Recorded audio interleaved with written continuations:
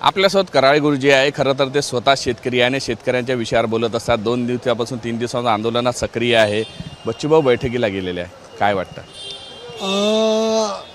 सरकारचं धोरण काही व्यवस्थित दिसत नाही।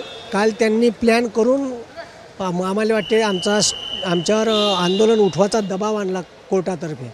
आणि जर आज आंदोलनात आज जे बैठक आहे, आज जर त्यांनी शेतकऱ्याची कर्जमाफीचा हा मेन मुद्दा आहे, त्याच्यावर जर डिसिजन नाही घेतलं तर उद्या आम्ही रस्त्यावर उतरून पुन्हा आम्ही रेल्वे रोको करणार आहे। आणि रेल्वे रोकोतून अख्खा भारत म्हणजे इथून कन्याकुमारी जाते, दिल्ली जाते, कलकत्ता जाते आणि इकडं मुंबई जाते। ह्या सर्व रेल्वे इथं हे सेंटर आहे इंडियाचं, नागपूर, इथून सगळ्या रस्ता रेल्वे रोको करून आम्ही भारत बंद करण्याचा प्रयत्न करू जर सरकारनं आमच्या मुद्द्यावर कर्जमाफीच्या मुद्द्यावर निर्णय घेतला नाही। सोबतच मी बच्चूभाऊला सांगितलं का शेतकऱ्यासाठी रब्बी पिकासाठी खतनं बियाणं मागा, ठीक आहे। आणि जे जबरदस्तीनं कोणतंही बियाणं देतात, मला वाटते सरकारने ठीक आहे 20,000 रुपये हेक्टरी तरी बियाणे आणि खतसाठी रब्बी पिकासाठी द्यायला पाहिजे। आता तुम्ही पाहून राहिले हिवाळा लागला, रब्बी पिकाची वेळ आहे आणि प्रचंड अवकाळी पाऊस पडून राहिला।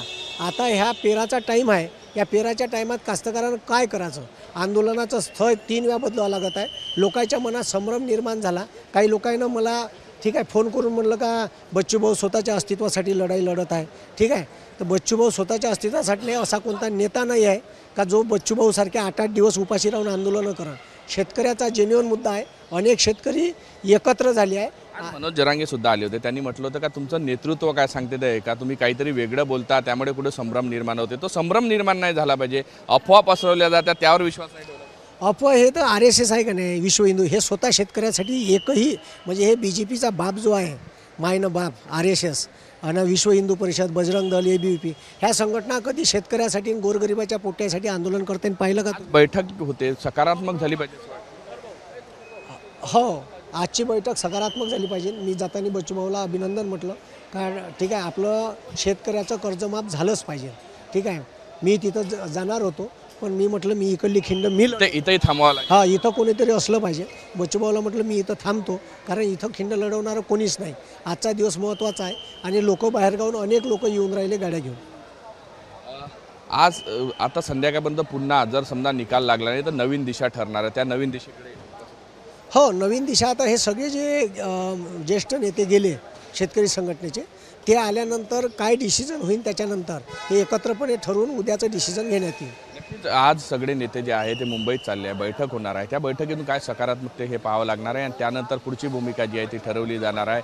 काही लोक मुंबईत जरी गेले असले तरी कराळे गुरुजी आहे ते नागपुरात थांबले आणि आंदोलनाचं पुढील नेतृत्व आणि जे काही निरोप आहे या सगळ्यासाठी ते थांबलेले आहे। व्हिडिओ जर्नलिस्ट सौरभ बोलेसह पराग डोबळे, साम TV न्यूज, नागपूर।